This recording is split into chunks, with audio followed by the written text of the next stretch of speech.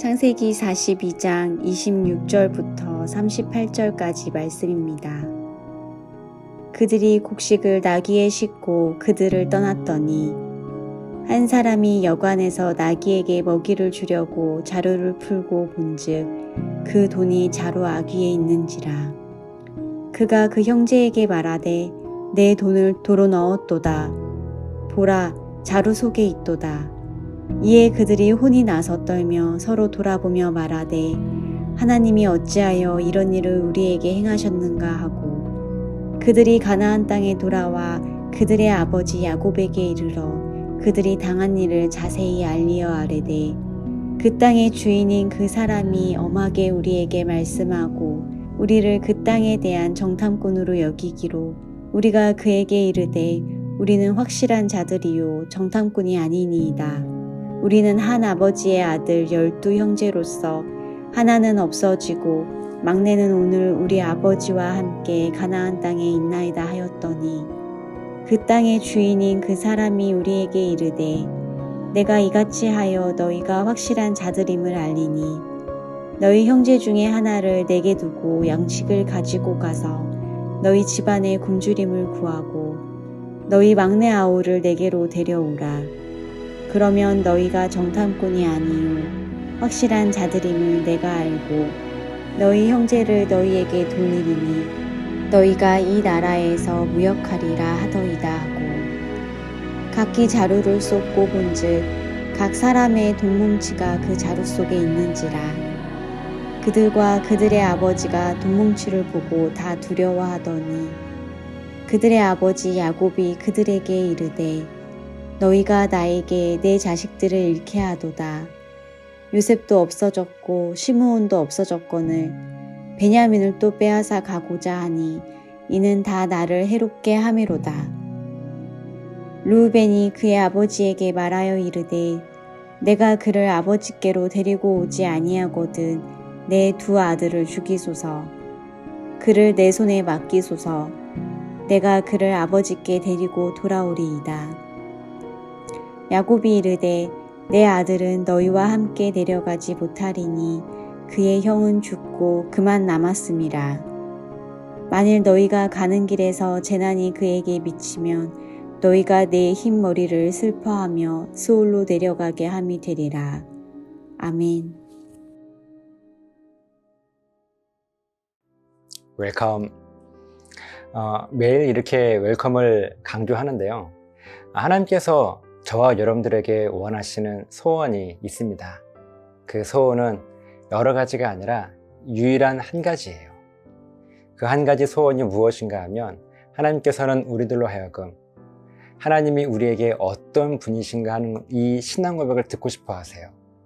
하나님은 우리의 창조주이시고 우리의 주인이시고 우리의 아버지라고 하는 사실, 그렇게 고백할 수 있는 우리는 그 하나님의 피조물이고 하나님의 종이고 하나님의 자녀라고 하는 내가 누구이고 또 하나님이 어떤 분이신가 하는 이 신앙 고백을 듣기 원하시는 것이 하나님의 유일한 소원입니다.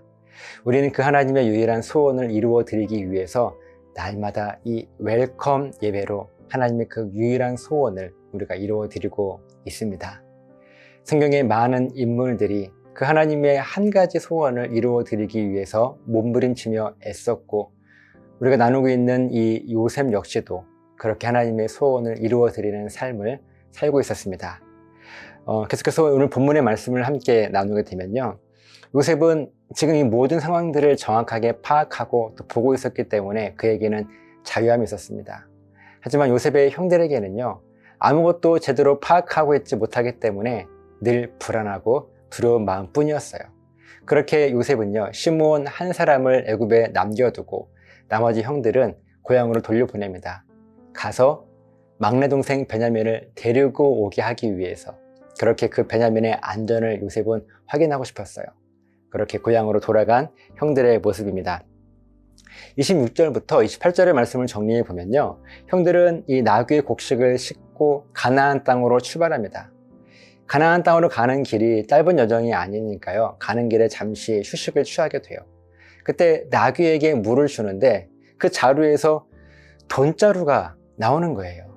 이들은 깜짝 놀랐습니다. 가뜩이나 지금 아무런 근거도 없이 그저 정탐꾼이라고 누명을 씌워서 추궁하고 있는 그 애굽의 총리를 생각할 때 또 이 돈자루를 왜 훔쳐갔는지 이렇게 누명을 씌워서 도둑으로 몰 것이 뻔했기 때문에 이들은 두려웠던 거예요.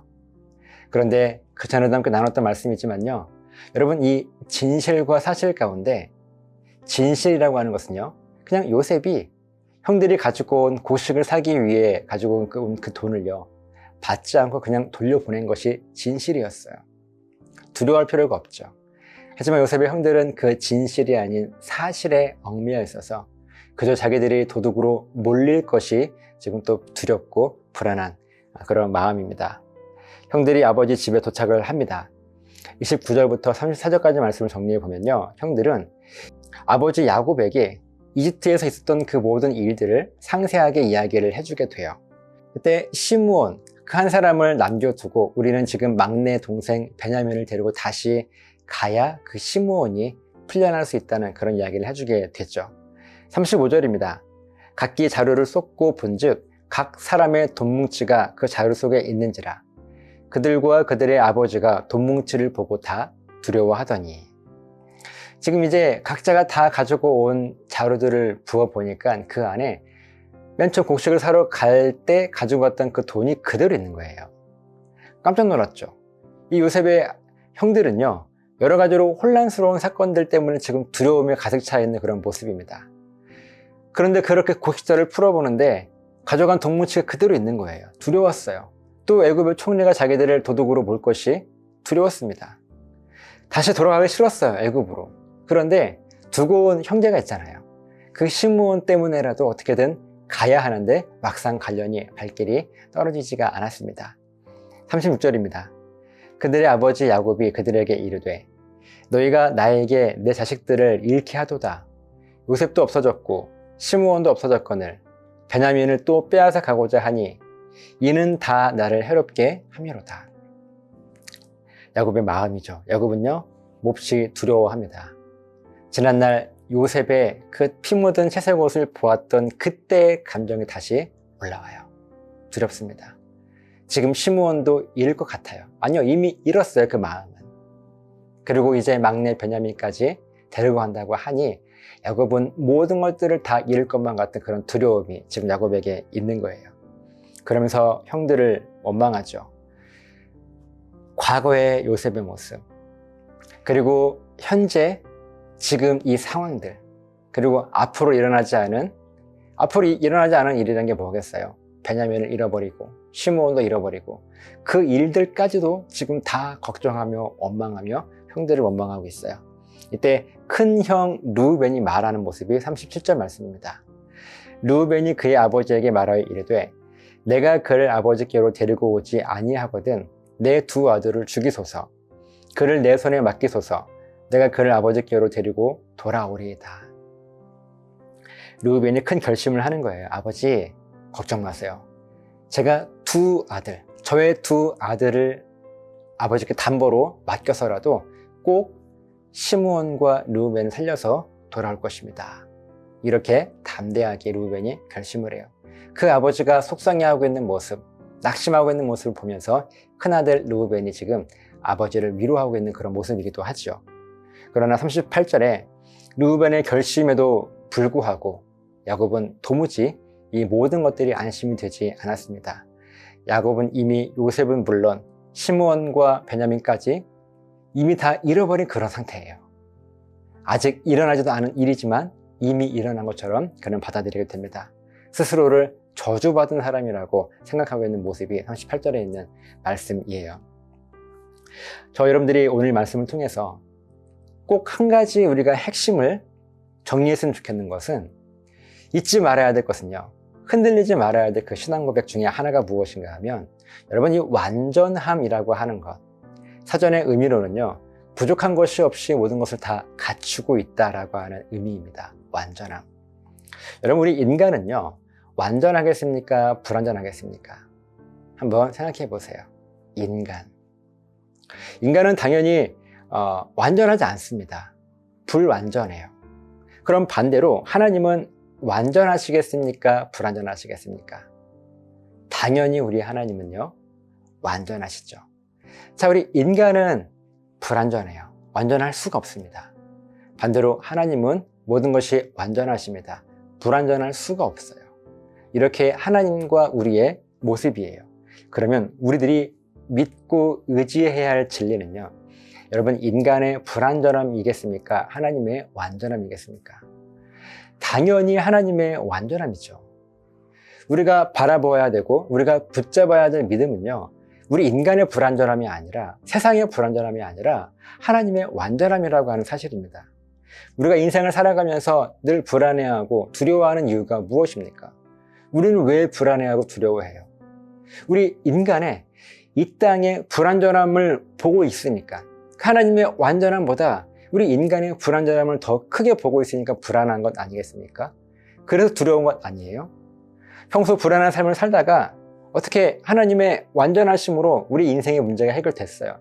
그때 비로소 하나님은 완전하십니다 라고 나중에 고백하는 모습이 저와 여러분들에게 있지 않느냐는 거예요.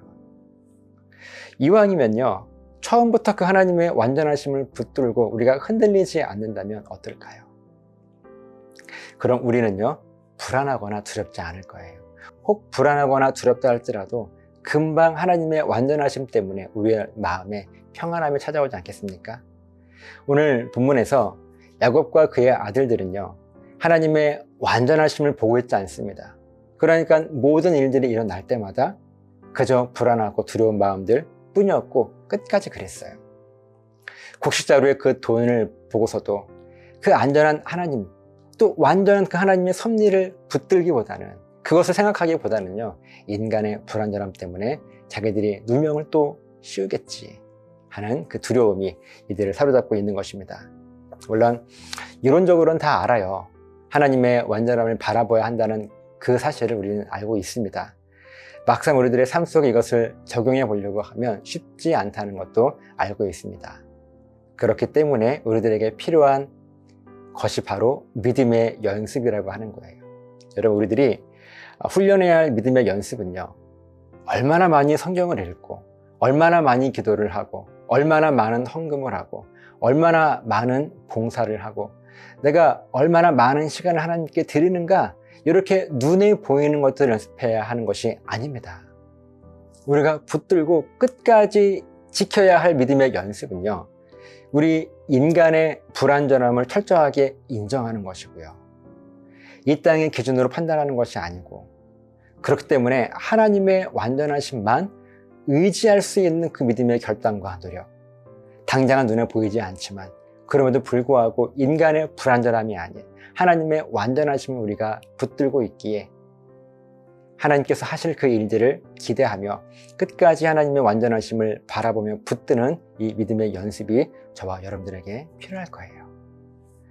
이 믿음의 연습을 우리들이 훈련하게 될 때 우리는요, 자연스럽게 성경을 볼 수밖에 없는 것이고, 또 마땅히 하나님을 향하여서 기도할 수밖에 없는 것이고, 마땅히 하나님 앞에 드려야 될 그 헌신과 우리들의 봉사, 그 시간들, 그것이 목적이 아니라 우리의 삶이 온전하게 될 때, 우리가 하나님의 완전하심을 바라보게 될 때 자연스럽게 이루어지는 현상이라고 하는 것입니다. 저 여러분들이 이 믿음의 연습이 우리 삶에 충만하게 결단되어질 수 있으시기를 예수님의 이름으로 간절하게 축복합니다. 기도하시겠습니다. 살아계신 아버지 하나님, 우리가 이 땅 살아가며 연습해야 할 믿음의 연습은 얼마나 많은 종교 활동들을 했는가가 아니라 우리 마음에 우리 인간의 불완전함 바라보는 우리들의 시선을 하나님의 완전하심을 바라볼 수 있는 시선으로 바꾸어가는 연습인 것을 믿음으로 바라보게 하셔서 날마다 성령 충만함으로 이 땅 살아갈 수 있도록 인도하여 주시옵소서. 감사드리며 축복하며 예수님 이름으로 기도드리옵나이다. 아멘.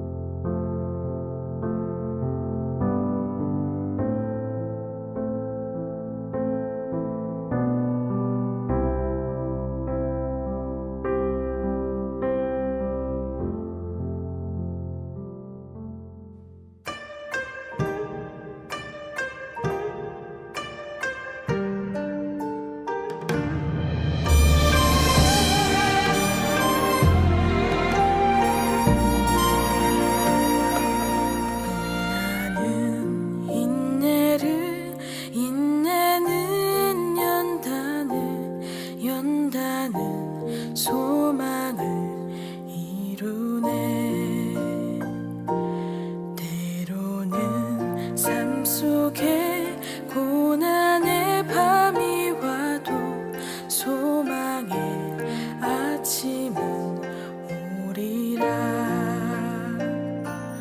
눈물로 뿌려진 기도의 씨앗은 기쁨의 열매를 맺으리. 내 삶을 붙드신